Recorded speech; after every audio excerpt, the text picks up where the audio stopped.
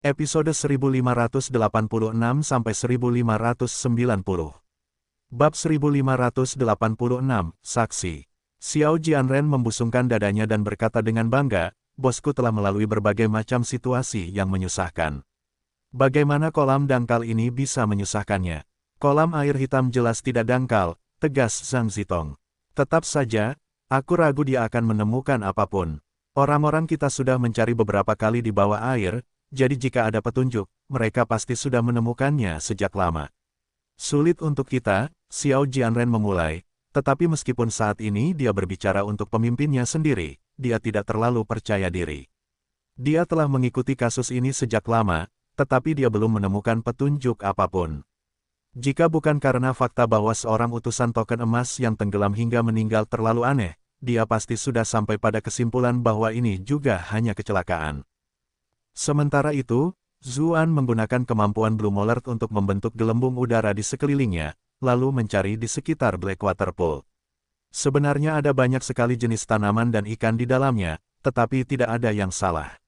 Sepertinya tidak ada roh jahat yang hadir. Satu-satunya hal yang perlu diperhatikan adalah airnya sangat dingin. Namun, wajar saja jika kolam di dalamnya agak dingin, terutama karena saat itu masih tengah malam. Zuan melihat sekelilingnya tetapi tidak melihat sesuatu yang aneh. Oleh karena itu, ia terus turun hingga hampir 100 meter.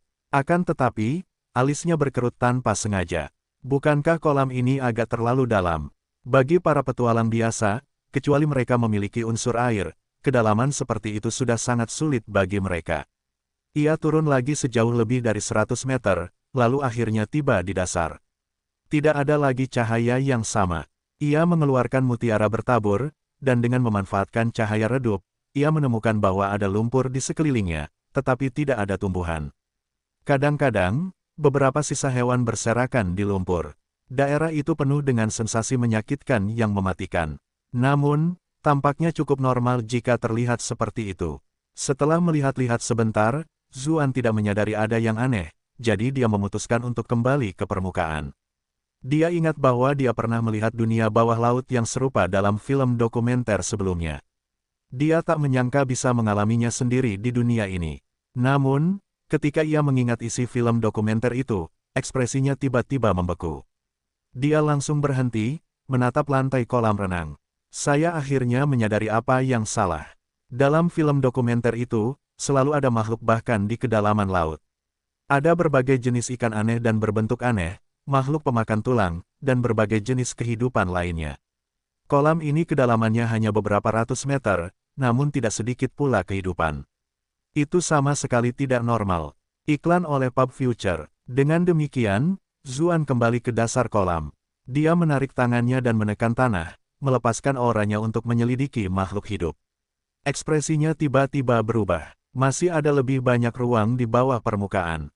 Alih-alih dasar kolam, itu lebih tampak seperti penutup yang dibuat menggunakan formasi internal. Tiba-tiba, sebuah tangan besar terjulur dari tanah, mencengkeram lehernya. Kulitnya berwarna abu-abu reaktif dengan urat-urat menonjol, dan dikelilingi oleh energi kematian.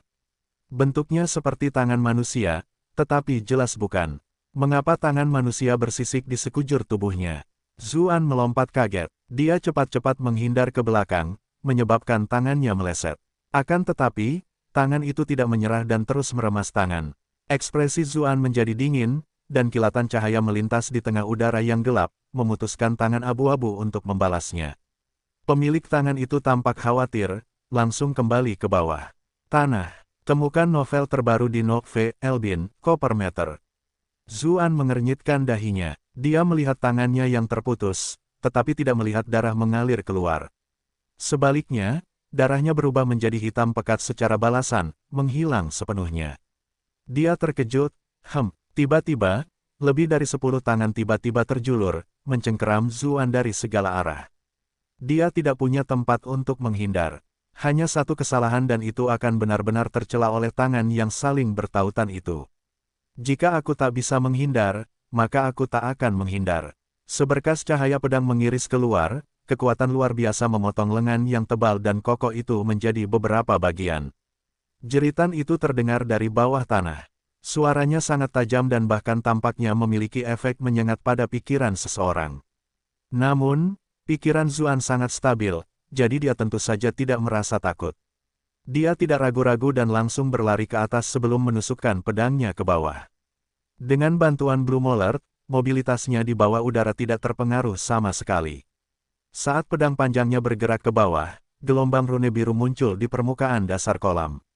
Formasi yang telah diatur dengan jelas mulai berlaku. Namun, formasi itu hancur di bawah kekuatan pedang Tae hampir seketika. Endapan lumpur di depan Zuan menghilang, digantikan oleh ruang kosong.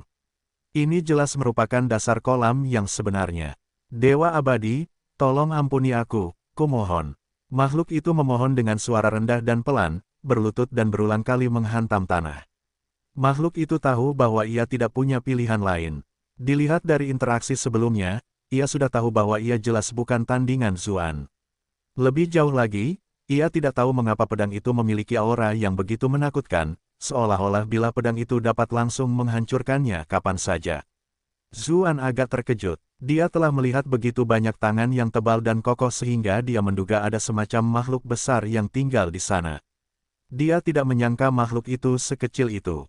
Yang terpenting, penampilannya terlalu aneh. Mulutnya menyerupai paruh burung yang tajam, dan tubuhnya kurus seperti monyet. Ada sesuatu yang menyerupai kulit kura-kura di punggungnya juga. Makhluk itu tampak sangat mirip dengan makhluk legendaris Jepang yang dikenal sebagai kappa. Iklan oleh Pub Future. Makhluk macam apa kamu? Zuan bertanya langsung. Aku hanyalah seekor kura-kura kecil dari kolam air hitam ini. Yang kuinginkan hanyalah kehidupan yang terpisah dari urusan duniawi. Beberapa abad yang lalu, aku menemukan pertemuan yang tak terduga dan memperoleh kesadaran. Begitulah cara aku mulai berkultivasi di kolam ini, jawab monster itu dengan hormat. Kura-kura, Zuan mengulanginya dengan heran.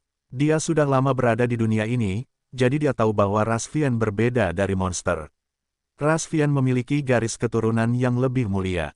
Jika tidak ada yang aneh terjadi, mereka secara alami akan dapat mengambil bentuk manusia. Sementara itu, garis keturunan monster berbeda. Mereka tidak berbeda dari tumbuhan dan hewan biasa. Namun, beberapa dari mereka mengembangkan kesadaran melalui kesempatan dan kebetulan tertentu. Setelah periode kultivasi yang panjang, ada peluang bagi mereka untuk mendapatkan bentuk humanoid juga. Ras Vian tidak sama dengan monster tersebut. Menurut pendapat mereka, monster seperti itu hanyalah makhluk tingkat rendah, meskipun banyak monster yang berevolusi sama sekali tidak lemah. Lebih jauh lagi, monster biasanya masih memiliki naluri kebinatangan. Binatang tingkat tinggi cenderung sama cerdasnya dengan manusia, namun, monster ini biasanya sangat bangga dengan diri mereka dan penampilan mereka, sehingga mereka merasa hina jika mengambil wujud manusia. Zuan bertanya dengan dingin.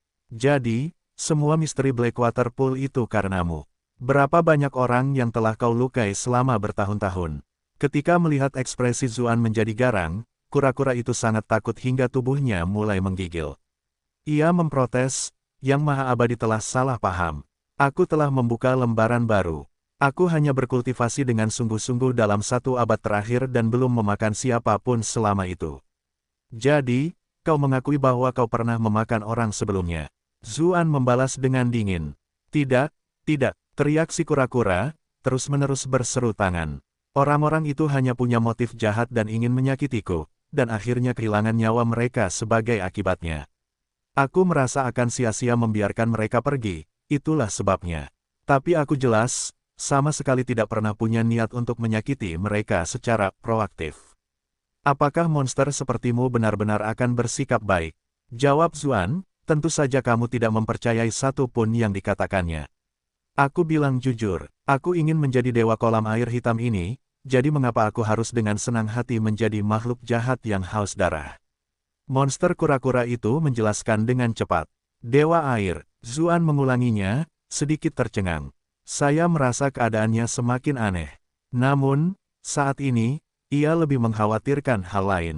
Ia bertanya, kira-kira sebulan yang lalu, seseorang yang berpakaian mirip denganku jatuh ke kolam air hitam ini. Apakah kau ingat kejadian itu? Ya, monster kura-kura itu buru-buru menjawab sambil mengangguk.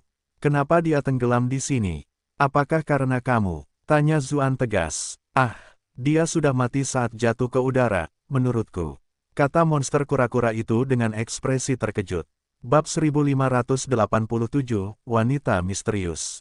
Meninggal, Zuan mengulanginya dengan heran. Bagaimanapun, bukti sebelumnya menyatakan bahwa Golden Token Seven tenggelam. Jika dia meninggal sebelum jatuh ke udara, bagaimana mungkin hal itu luput dari perhatian begitu banyak embroidered envoy yang ahli dalam forensik? Kamu hanya mencoba mencari alasan untuk mengatakan bahwa itu tidak ada hubungannya denganmu, kan? Zuan membalas. Dia telah memeriksa sendiri Golden Token Seven. Itu adalah kematian karena tenggelam tanpa diragukan lagi, jadi dia tentu saja tidak mempercayai monster kura-kura itu. Mungkin dia hanya takut Zuan akan membalas jika dia mengatakan yang sebenarnya. Sama sekali tidak, seru roh kura-kura itu. Ia menunjuk ke langit dan bersumpah, bahkan jika aku pernah menyakiti beberapa petualang sebelumnya, itu semua hanya untuk membela diri. Semangatku bagus. Zuan mencibir. Beberapa tangan abu-abu kritik tiba-tiba muncul dari tanah. Jika kultivasinya sedikit lebih rendah, dia mungkin sudah dicekik sampai mati. Dia mungkin tidak mempercayai kata-katanya. Tampaknya merasakan pikiran Zuan, roh kura-kura itu langsung menggigil dan melanjutkan, bahkan jika aku ingin menyakiti orang lain, aku perlu menyerap esensi orang lain untuk menguntungkanku. Apa yang akan dilakukan orang mati padaku? Aku tidak punya alasan untuk menyakitinya. Menyerap esensi mereka, Zuan mengulang-ulang, sambil memikirkan Dawis nyamuk dan sirbet. Mereka adalah monster yang menyedot esensi darah orang lain, mempraktikkan metode yang sangat jahat. Namun, Golden Token Seven belum menunjukkan tanda-tanda bahwa kultivasinya telah tersedot. Aku hanya melakukannya sesekali, sumpah. Aku hanya membalas ketika mereka mencoba menyakitiku. Manusia tidak enak dimakan, monster kura-kura itu menjelaskan dengan cepat. Saya terutama menyerap saripati matahari dan bulan untuk transformasi. Zuan tiba-tiba teringat apa yang dikatakannya sebelumnya. Dia bertanya, apa maksudmu ketika kamu mengatakan ingin menjadi dewa air? Monster kura-kura itu menjelaskan, hanya orang-orang biasa di sekitar yang mulai percaya pada keberadaanku dan mempersembahkan dupa kepadaku. Seiring berjalannya waktu, akhirnya aku dapat meminjam kepercayaan dari persembahan dupa itu untuk reinkarnasi, yang jauh lebih cepat daripada reinkarnasi dengan menyerap esensi matahari dan bulan. Bagi orang-orang sepertiku, kami menyebut keadaan seperti itu sebagai menjadi dewa. Sejauh ini, saya baru menyelesaikan setengah dari prosesnya. Akhir-akhir ini, orang-orang di sekitar secara bertahap mulai percaya bahwa ada makhluk misterius di Blackwater Pool, dan ada beberapa orang yang sesekali datang untuk mempersembahkan kurban. Namun, hal itu belum terjadi dalam skala yang lebih besar. Zuan melotot dan menjawab, bukankah kamu hanya menipu orang-orang jelata? Pada zaman dahulu, makhluk-makhluk semacam ini dianggap sebagai roh jahat, yang mana pemerintah setempat berusaha keras untuk mengusirnya. Iklan oleh Pub Future, tentu saja tidak. Aku juga berencana untuk membalas budi, memberikan hujan yang tepat waktu dan angin yang menyenangkan bagi tanah ini. Yang kuinginkan hanyalah kedamaian untuk semua orang. Monster kura-kura itu menjelaskan dengan cepat. Kamu bisa memengaruhi cuaca. Zuan bertanya dengan heran. Lagi pula, aku makhluk air. Dengan bantuan iman mereka, tidak akan terlalu sulit untuk menurunkan hujan dalam kisaran tertentu, kata monster kura-kura itu, terdengar cukup bangga. Tentu saja, di luar kisaran itu, aku tidak akan bisa berbuat banyak. Zuan mendecakkan lidahnya dalam hati karena heran. Dia tidak menyangka monster-monster ini memiliki jalur peningkatan seperti itu. Tentu saja, kekuatan ilahi semacam itu sangat berbeda dari jalur peningkatan yang dia bayangkan, tetapi itu memiliki beberapa kemiripan dengan kisah Dewa Bumi dan Dewa Sungai di dunia sebelumnya. Setelah mendengar perincian mengenai evolusi Dewa Air, Zuan perlahan mulai percaya bahwa kura-kura ini benar-benar tidak ada hubungannya dengan kematian Golden Token Seven. Ia berkata, ceritakan padaku tentang apa yang terjadi hari itu secara terperinci. Jika kau adalah Dewa Air, tidak ada yang terjadi di Blackwater Pool yang seharusnya tidak kau sadari, kan? Monster kura-kura itu mengangguk cepat dan berkata, memang begitu. Sekitar sebulan yang lalu, aku sedang berkultivasi di guaku ketika tiba-tiba aku mendengar suara sesuatu jatuh ke dalam air, seolah-olah ada benda berat yang jatuh ke dalam kolam ini. Aku diam-diam pergi untuk melihat, lalu melihat ada mayat yang mengambang di sana. Kau yakin dia sudah meninggal saat itu? Tanya Zuan. Tentu saja, jawab monster kura-kura itu. Meskipun aku tidak sehebat Tuan Abadi, setidaknya aku bisa membedakan apakah seseorang masih hidup atau sudah mati. Saat itu, ada juga seorang wanita yang berdiri di sana. Kalau aku tidak salah, mungkin dialah yang melemparkannya ke dalam. Seorang wanita, Zuan mengulanginya dengan heran. Banyak kemungkinan langsung muncul di benaknya.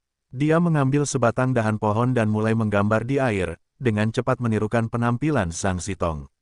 Untuk mempelajari wajah 1000 identitas, dia telah mempelajari seni secara mendalam. Dia bahkan telah menerima bimbingan dari Yu Yanluo sebelumnya, jadi menggambar menjadi hal yang sangat mudah baginya. Meskipun dia hanya pernah bertemu Zhang Zitong sekali sebelumnya, dia sudah mengingat semua ciri khasnya. Pada saat yang sama, keterampilan Blue Mollard memungkinkannya untuk menggambar di air semudah menggambar di atas kertas. Ketika melihat betapa nyatanya sosok wanita itu, monster kura-kura itu terkejut. Ia berpikir, apakah kau dewa air atau aku? Tuan yang abadi benar-benar tak terduga. Dengan demikian, nadanya menjadi jauh lebih hormat saat berkata, menjawab Tuan abadi, saya tidak yakin. Wanita itu, mengenakan jubah hitam dan memiliki topeng di wajahnya. Saya tidak bisa melihat seperti apa penampilannya. Baca novels terbaru di novel.com. Apakah ada ciri-ciri khusus pada tubuh wanita itu? Tanya Zuan. Iklan oleh Pub Future. Tidak ada yang istimewa. Tuan abadi pasti tahu bahwa dalam keadaanku saat ini, aku tidak ingin terlalu banyak orang melihat wujud asliku. Karena itu, aku tidak berani mendekat saat itu, jawab monster kura-kura itu.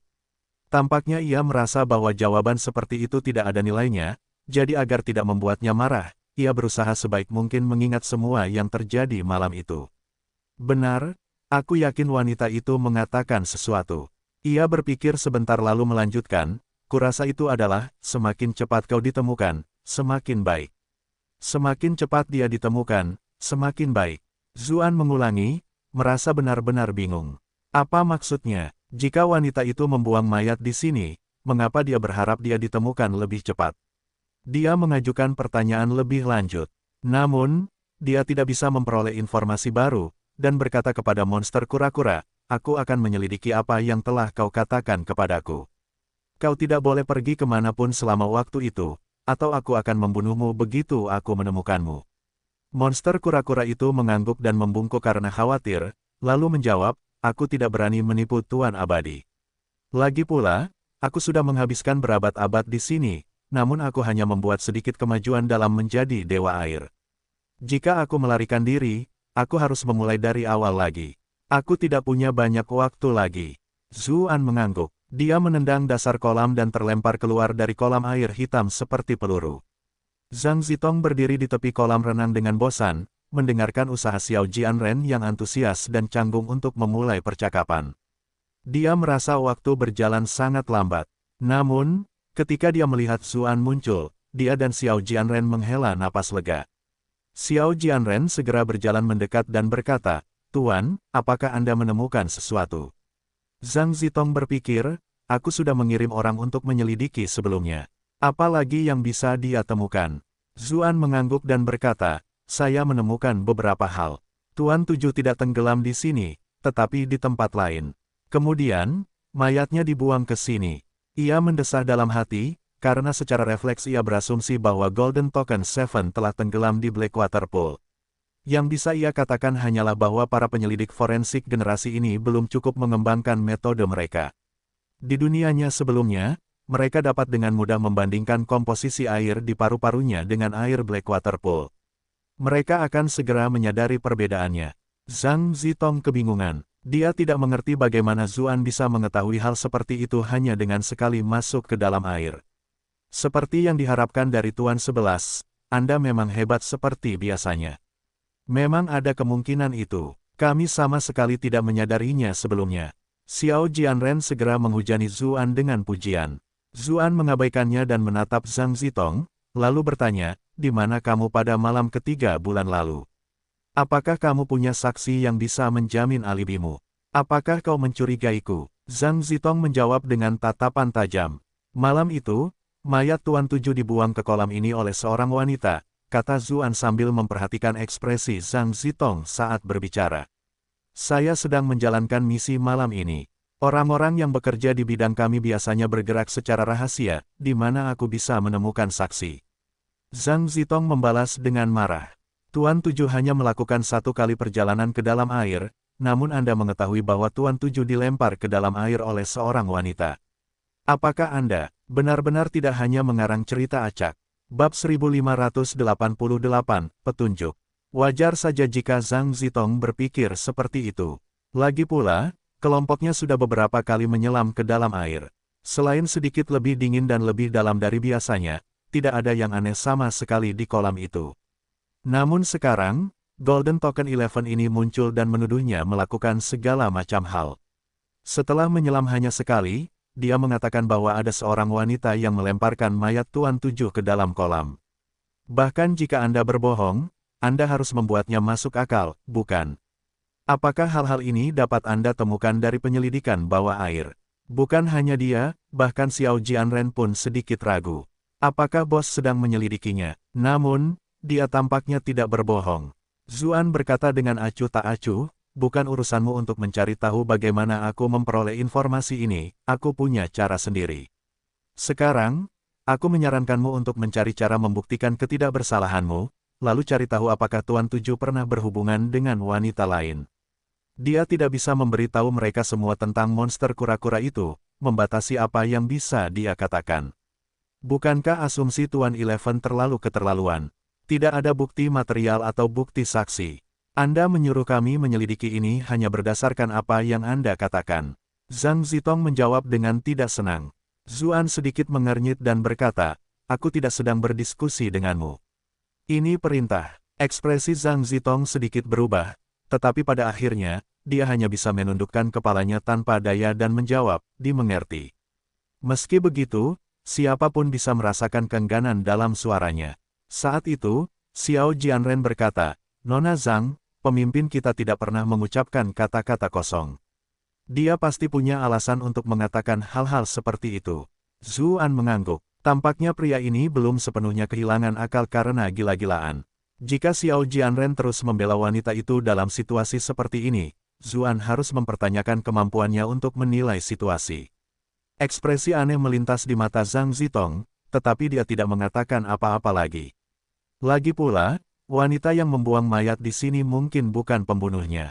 Namun, aku tidak tahu apa tujuannya melakukan itu, kata Zuan sambil mengerutkan kening. Apa maksud Tuan? Xiao Jianren bertanya dengan rasa ingin tahu.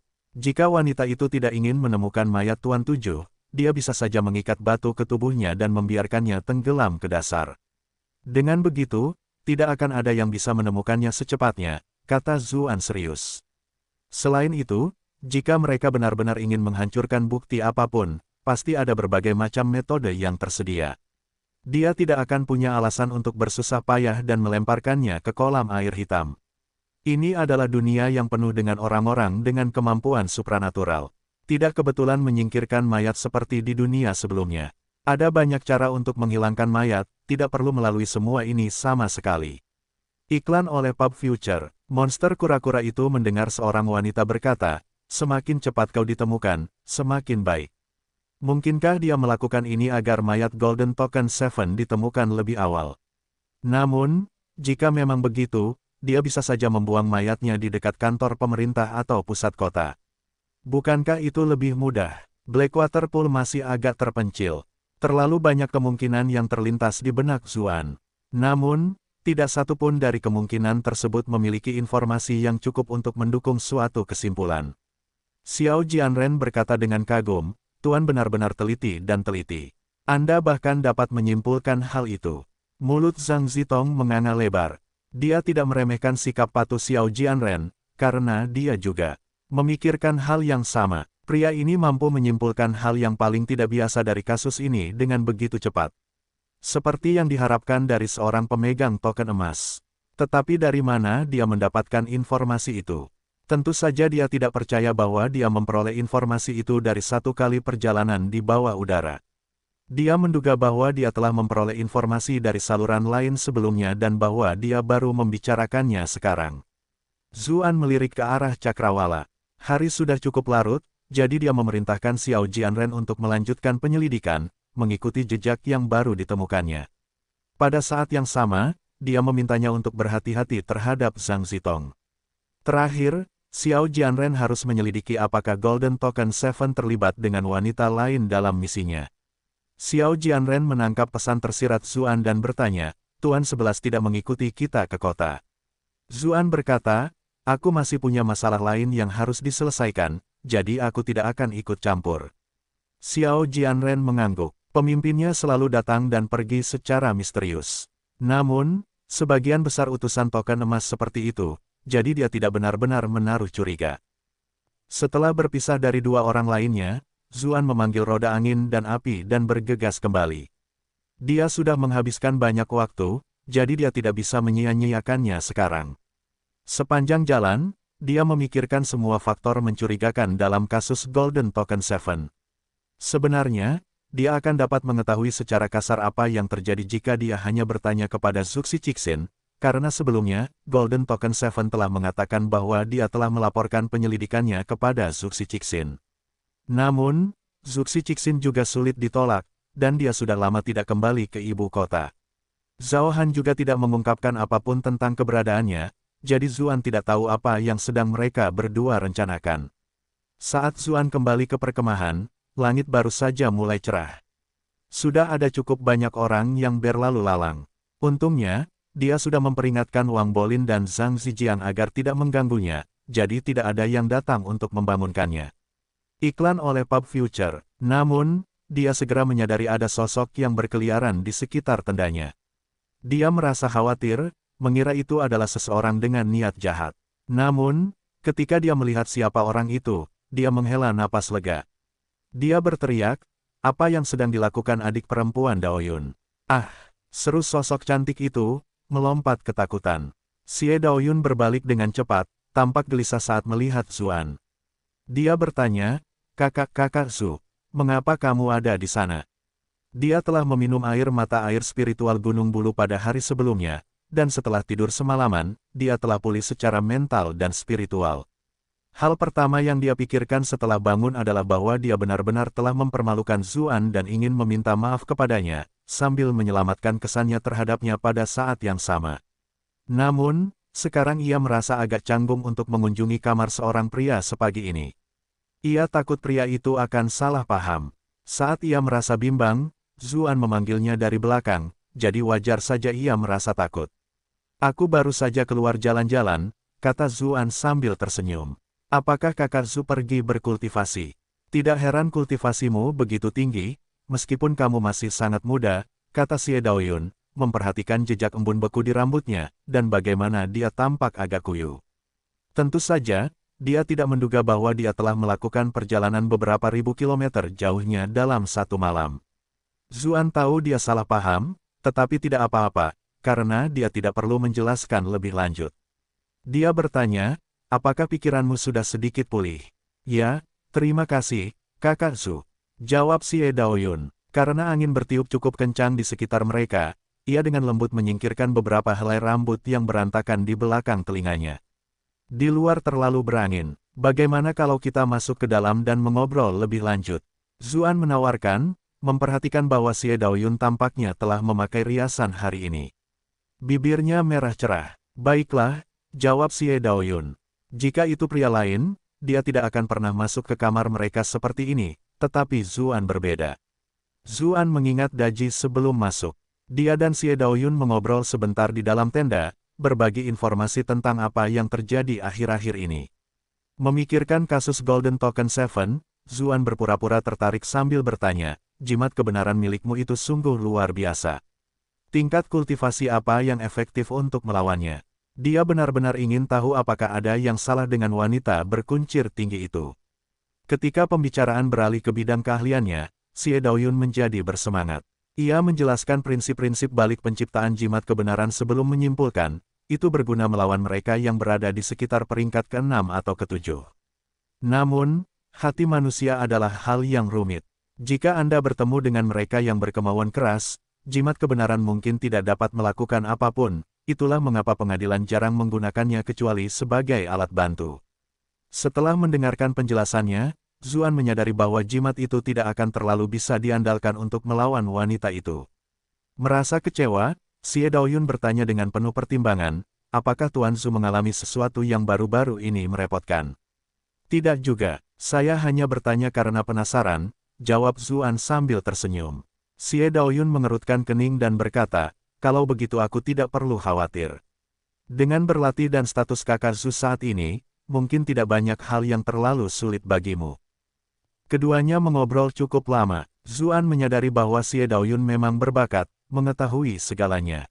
Karena itu, dia berpura-pura bertanya dengan santai tentang apa yang dipikirkan Xie Daoyun tentang kemungkinan seorang kultivator yang sangat terbunuh diam-diam, sementara semuanya tampak normal dari luar. Tentu saja, dia harus merahasiakan Embroidered Envoy dan detail lainnya, tetapi tidak ada orang lain yang tahu tentang kasus Golden Token Seven, jadi dia tidak perlu khawatir Xie Daoyun akan mengetahuinya. Xie Daoyun hanya dianggap sebagai topik pembicaraan biasa. Ia berpikir sejenak dan menjawab, jika seseorang tenggelam dalam unsur air yang kuat, itu bisa membuatnya tampak seolah-olah orang itu mati karena tenggelam. Namun, Anda menggambarkan korban sebagai seorang kultivator tingkat tinggi. Jika tidak ada jejak perkelahian di luar, itu tidak akan terlalu mungkin. Temukan cerita baru di novel.com. Tetap saja, aku mendengar guruku menyebutkan bahwa ada beberapa dukun yang sangat ahli dalam pengendalian pikiran, yang dapat membunuh tanpa meninggalkan jejak. Namun sejak berdirinya dinasti Zhou, kelompok itu praktis telah punah. Konon, mereka kembali hidup menyendiri di hutan, jadi tidak banyak orang yang tahu tentang mereka. Jika ahli seperti itu ikut berpartisipasi, melakukan hal itu akan menjadi jauh lebih mudah. Bab 1589, Fajar Baru. Dukun, saat mengulang, tiba-tiba teringat seseorang. Sebelumnya, ada percobaan pembunuhan yang dilakukan terhadapnya di ibu kota, dan salah satu penyerangnya adalah seorang wanita bernama Jia Sili. Dia datang dari perbatasan selatan dan tampaknya ahli dalam serangan spiritual. Saat itu, dia benar-benar memberikan perintah token. Setelah kejadian itu, utusan bordir telah menyelidikinya, dan menemukan bahwa dia berasal dari sekte dukun. Namun, para dukun biasanya bertindak misterius, dan jarang muncul di dunia prajurit. Oleh karena itu, pikiran Zuan tidak secara langsung menyatakan ke arahnya. Agar tidak menyeret Xie Daoyun ke dalam situasi tersebut, Zuan mengobrol dengannya tentang beberapa topik lain. Xie Daoyun merasa bahwa dia benar-benar mampu menunjukkan kemampuannya di depan, jadi dia juga bersemangat. Dia menceritakan segala sesuatu yang dia ketahui. Zuan bertanya dengan rasa ingin tahu, pernahkah kamu datang ke Gunung Valet untuk memeriksa formasi? Jika aku ingat benar, guru negara ada di sana. Misinya akan berlangsung di Gunung Valet, jadi tentu saja dia telah melakukan penelitian di tempat itu sebelumnya. Xie Daoyun agak ragu-ragu, tetapi ketika dia memikirkan bagaimana Zuan berbeda dari orang lain, dia menjawab, guruku mungkin agak khawatir tentang guru negara. Ketika mendengar apa yang dikatakannya, Zuan terkejut. Dia benar-benar tidak menganggapnya sebagai hal yang mencurigakan sebelumnya, karena guru negara telah mencapai puncak hidupnya. Bahkan jika dinasti berubah, dia paling terkenal akan tetap menjadi guru negara. Tidak mungkin dia bisa menjadi kaisar, bukan? Ini hanya tindakan pencegahan. Kemungkinan terjadi sesuatu yang salah dengan guru negara sangatlah rendah, jelas Xie Daoyun. Zuan menyuarakan persetujuannya. Benar, kudengar guru negara adalah seseorang dari sekte Tao. Apakah kau tahu sesuatu tentang 9 sekte Tao? Setelah dinasti Zhou Agung berdiri, selain sekte Matahari Sejati Guru Negara, sekte-sekte lainnya telah mengasingkan diri. Orang-orang biasa tidak tahu banyak tentang mereka. Dulu, Zuan merasa bahwa semua ini tidak ada hubungannya dengan dirinya, jadi dia tidak terlalu memperhatikannya. Namun, sekarang karena dia memiliki pekerjaan yang harus dilakukan di Gunung Valet, dia merasa akan lebih baik jika dia mengumpulkan informasi yang relevan terlebih dahulu. Xie Daoyun pernah belajar di Akademi Kerajaan, jadi dia tahu lebih banyak daripada orang biasa tentang informasi rahasia tertentu. Dia menjelaskan, 9 sekte Tao memang tangguh beberapa abad yang lalu, tetapi setelah dinasti Zhou Agung mendirikan kekaisarannya, mereka mundur ke pegunungan dan hutan, tidak lagi mempertahankan kejayaan mereka sebelumnya. Iklan oleh Pub Future, sebenarnya, bukan hanya sekte Tao, sekte iblis, sekte Buddha, sekte dukun, dan sekte lainnya juga berakhir seperti itu. Pengadilan berdiri di atas segalanya, dan semua yang berbakat pergi ke sana untuk menjadi pejabatnya. Hanya sedikit orang yang mau bekerja keras untuk sebuah sekte. Jadi, setelah berabad-abad berlalu, sekte-sekte itu merasa semakin sulit untuk mempertahankan pengaruhnya. Akibatnya, reputasi mereka mulai menurun. Banyak dari mereka bahkan menghilang ke dalam sungai besar sejarah. Dulu, saya kadang-kadang mendengar guru menyebutkan 9 sekte Tao. Kalau tidak, saya tidak akan tahu semua ini, kata Xie Daoyun. Dia mencoba mengingat apa yang telah didengarnya, lalu menjelaskan, sekte matahari sejati milik guru negara dikabarkan hanya berada di tingkat menengah jika dibandingkan dengan 9 sekte lainnya. Namun, karena kontribusinya yang luar biasa, begitu dia menjadi guru negara, sekte matahari sejati bangkit bersamanya. Sekarang, mereka berada pada titik terkuat mereka. Bagi kebanyakan orang biasa sekarang, itu praktis satu-satunya sekte Tao yang mereka kenal. Selain sekte matahari yang benar, yang paling bergengsi adalah sekte Giok Putih.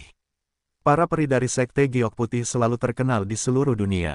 Dengan kecantikan dan kebaikan yang menjadi tulang punggung reputasi mereka, mereka selalu disukai, baik oleh pejabat maupun rakyat biasa. Wajah cantik Yan Suehen dan cucu Yan muncul di benak Zuan.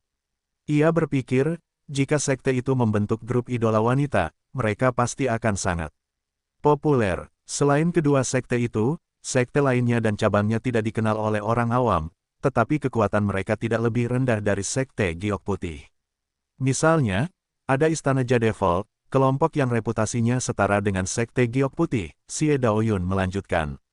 Dapatkan file terbaru di OVEL Bie Choe. Mata Zuan berbinar saat mendengarnya. Big Man telah menyebutkan bahwa dia akan menghadapi seorang guru dari Istana Jadevol. Dia tidak menyangka itu adalah salah satu dari 9 sekte besar juga. Selain itu, ada sekte kesedihan surgawi, yang dikabarkan memiliki 33 cabang. Sekte itu tidak diragukan lagi adalah yang paling kuat beberapa abad yang lalu. Namun beberapa abad yang lalu, sesuatu yang besar tampaknya telah terjadi. Sekte kesedihan surgawi mengalami kerusakan serius, yang menyebabkan kekuatan mereka menurun drastis dan memaksa mereka untuk menyerahkan posisi mereka sebagai yang paling kuat. Namun, seekor unta yang sekarat masih lebih besar dari seekor kuda, jadi mereka masih berada di tingkat menengah di antara 9 sekte. Sekte Kunlun Void adalah sekte lain yang berada dalam situasi serupa. Sekte ini tampaknya mengalami bencana berabad-abad lalu yang membuat kekuatannya tiba-tiba menurun. Sekarang, sekte ini telah menjadi sekte tingkat menengah, seperti sekte kesedihan surgawi. Zuan bertanya dengan rasa ingin tahu, bencana seperti apa sebenarnya yang terjadi beberapa abad yang lalu. Xie Daoyun menggelengkan kepalanya dan berkata sambil mengerutkan kening, itu, aku tidak tahu. Itu adalah sesuatu yang hanya mereka yang tahu, dan akademi tampaknya juga tidak memiliki catatan apapun. Aku khawatir hanya tokoh-tokoh penting dari sekte-sekte itu yang tahu persis apa yang terjadi. Zuan mengangguk, menunjukkan pemahamannya. Xie Daoyun melanjutkan, kelima sekte yang kusebutkan adalah yang terkuat dari 9 sekte. Baik dari segi sumber daya dan sejarah atau kekuatan mereka, mereka berada di pihak yang lebih kuat. 4 sekte lainnya jauh lebih rendah, nama mereka adalah Gunung Luofo, Kuil Kemurnian, Pulau Kekosongan, dan Gua Misteri Tertinggi. Sangat sedikit pewaris mereka yang muncul di dunia, dan dalam diskusi pribadi, mereka dari akademi mulai bertanya-tanya apakah mereka telah benar-benar menghilang. Zuan diam-diam mencatat semua informasi itu.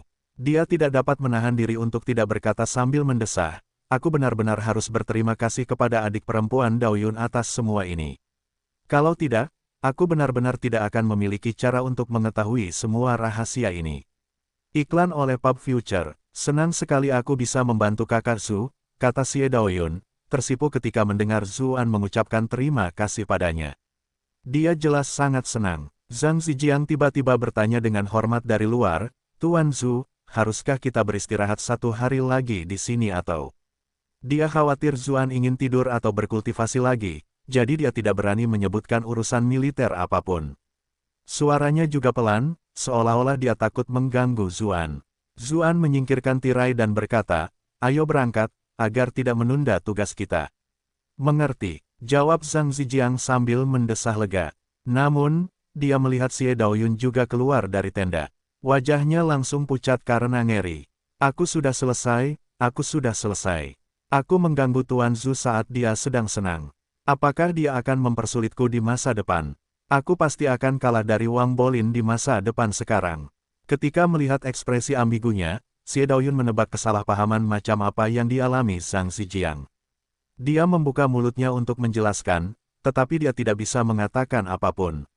Sementara dia ragu-ragu, Zhang Zijiang pergi dengan perasaan bersalah, meninggalkannya sendirian dengan rasa malu dan gugupnya. Kemudian, divisi pengawalan bersenjata berangkat. Xie Daoyun tentu saja tidak berani menunggangi kuda yang sama dengan Zuan, tidak seperti hari sebelumnya. Meski begitu, dia menemukan bahwa cara prajurit lain memandangnya menjadi agak aneh, dan sikap mereka terhadapnya juga menjadi lebih hormat. Xie Daoyun menggigit bibirnya, wajahnya merah padam. Namun, untuk beberapa alasan, dia sebenarnya tidak begitu membencinya. Sebaliknya, dia merasa anehnya penuh harap. Begitu saja, sehari berlalu dengan cepat sebelum mereka mendirikan kemah lagi di malam hari. Xie Daoyun dengan gugup duduk sendirian di tendanya, bertanya-tanya apakah akan membiarkan kakak laki-lakinya Zhu masuk jika dia datang mencarinya. Namun, saat dia bertanya-tanya tentang itu, Zuan tidak pernah muncul, bahkan saat dia tanpa sadar tertidur.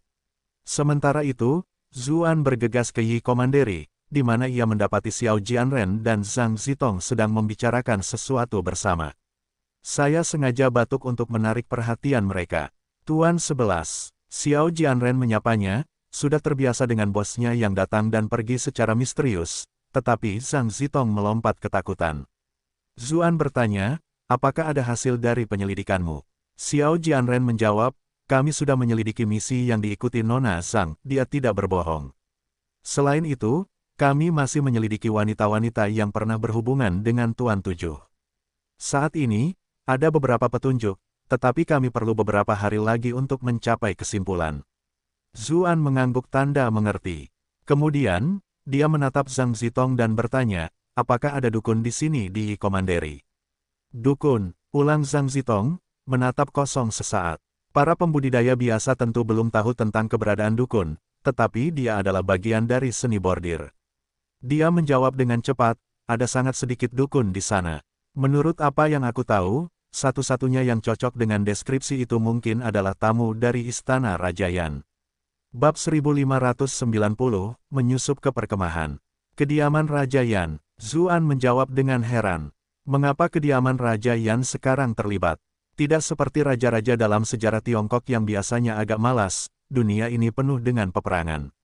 Untuk menjamin perdamaian dan keamanan kekaisaran, mereka memiliki pasukan dan perbekalan sendiri. Tidak salah untuk menganggap mereka sebagai penguasa negara mereka sendiri.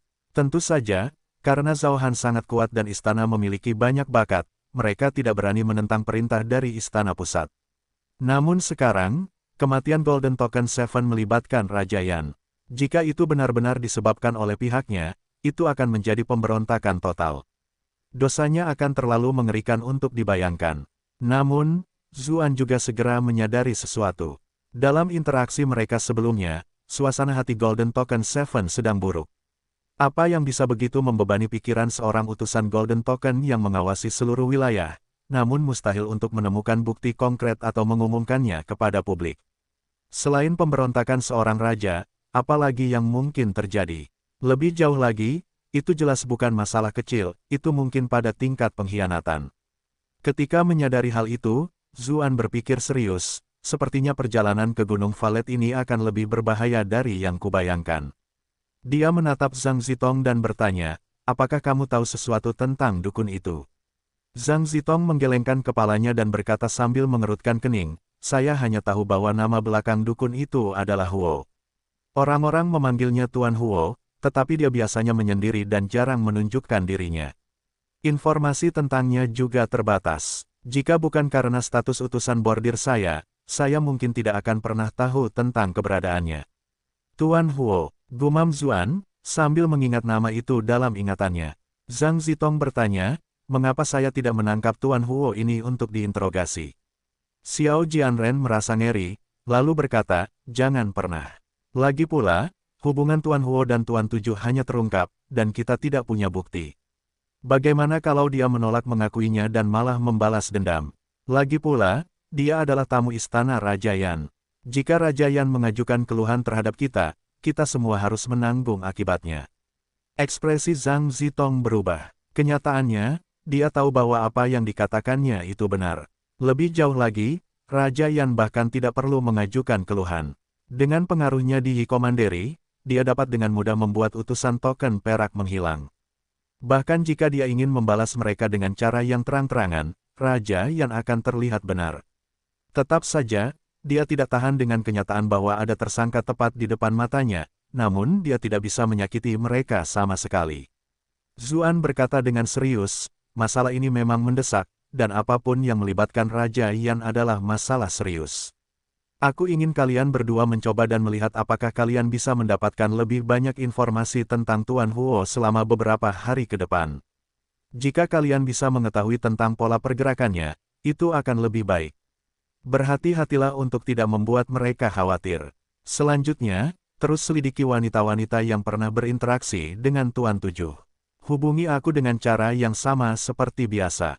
Aku akan kembali dalam beberapa hari. Mereka sudah tahu apa yang harus mereka cari tahu, sisanya akan memakan waktu.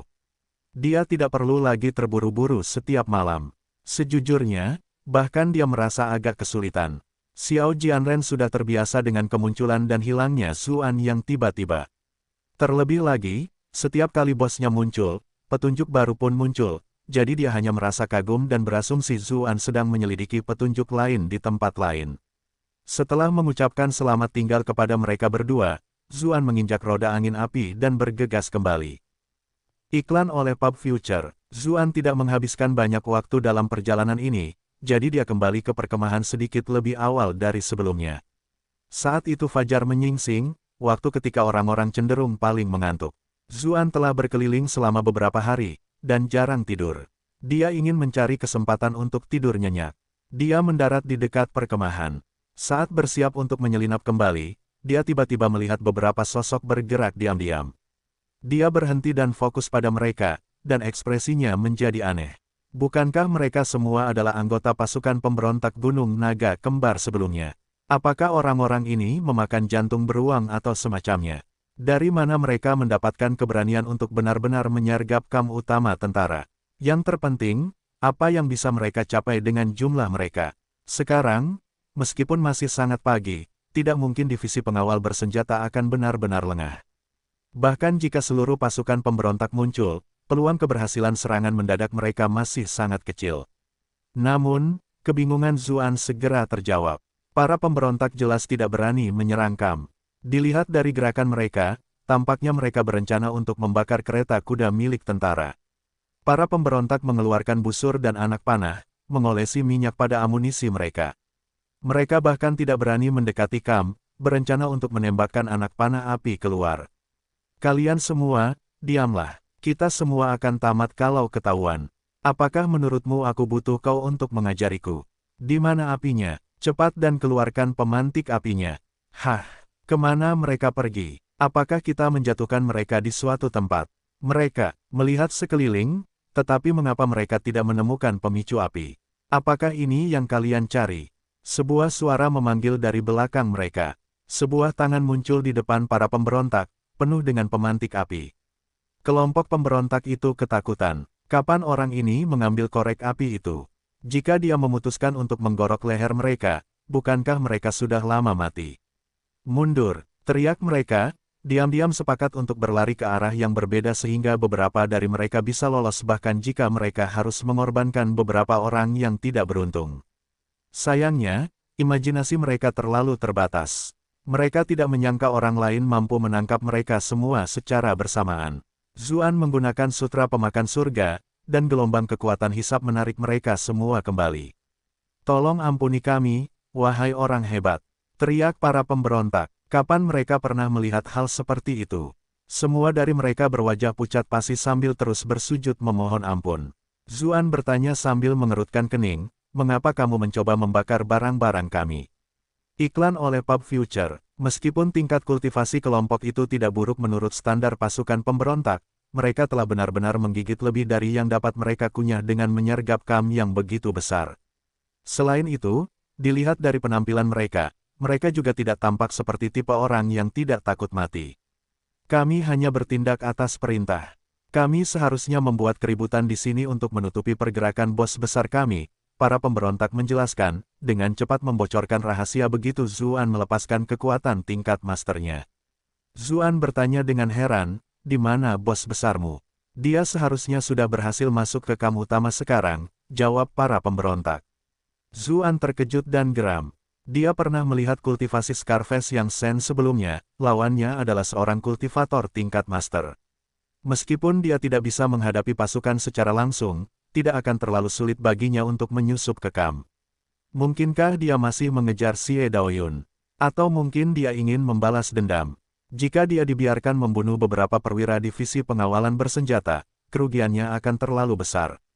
Ia menahan para pemberontak dan melemparkan mereka ke beberapa prajurit patroli yang bergegas datang setelah menemukan keributan itu. Zuan bergegas menuju kamp utama, meninggalkan jejak-jejak di belakangnya. Pada saat yang sama, cahaya biru berkelap-kelip dari tengah perkemahan. Itu adalah cahaya formasi, yang mengandung pola rune unik milik Xie Daoyun. Zuan tampak samar-samar saat tiba di tempat kejadian secepat mungkin. Dia muncul tepat pada waktunya untuk melihat tangan Xie Daoyun membentuk segel, tetapi segel itu dihancurkan oleh telapak tangan Scarface Yang Sen. Yang Sen menekan tangannya ke bahu Xie Daoyun dan berteriak, minggir. Wang Bolin, Zhang Zijiang, dan yang lainnya telah membawa prajurit mereka ketika mereka mendengar kejadian itu. Namun, Yang Sen telah memperhatikan bahwa dia dalam keadaan terbuka, mengarahkan pedangnya ke leher Xie Daoyun. Karena orang yang paling dia takuti adalah Zuan, dia berusaha sebaik mungkin untuk menempatkan tubuh Xie Daoyun di antara mereka berdua. Lepaskan dia, Zuan membentak dengan tegas. Pada saat yang sama, dia tidak dapat memahami apa yang sedang terjadi. Apa yang sedang dilakukan Yang Sen? Mengapa dia mengambil risiko yang sangat besar untuk menyerbu kamp mereka dan menangkap Xie Daoyun? Ketika melihat Zuan, jantung Xie Daoyun yang gugup langsung tenang. Ia berkata kepada Yang Sen, kau tidak akan bisa lolos. Aku sarankan kau untuk menyerah secepatnya, karena mungkin ada kesempatan bagimu untuk hidup saat itu. Sedikit kekejaman terpancar dari mata Yang Sen, membuat bekas luka di wajahnya tampak semakin mengancam. Ia berkata, bahkan jika aku tidak bisa pergi, aku akan membawa wanita itu bersamaku ke jalan menuju neraka. Namun, aku khawatir Tuan di sana mungkin tidak ingin kau mati. Wajah Xie Daoyun memerah saat mendengar kata-kata itu. Tatapan semua orang yang hadir menyatakan pada Zuan sebelum beralih menjadi mereka berdua. Zuan berkata sambil mengerutkan kening, biarkan Nona Xie pergi, dan aku akan membiarkanmu hidup hari ini. Yang Sen meludah ke tanah dan membalas, hanya saja aku akan percaya pada kebohongan busuk para pejabat. Beritahu bawahanmu untuk pergi. Begitu aku bisa pergi dengan aman, aku secara alami akan pergi. Pilih salah satu yang paling dicari di novel, Bin.com. Tidak mungkin Zuan akan mempercayainya. Dia menjawab dengan acuh tak acuh, apakah kamu benar-benar berpikir tidak ada yang bisa kulakukan dalam situasi ini? Aku tahu bahwa tingkat kultivasimu sangat tinggi, tetapi tidak mungkin kau bisa bergerak lebih cepat dari pedangku pada jarak ini, kata Yang Sen dengan penuh keyakinan pada dirinya sendiri.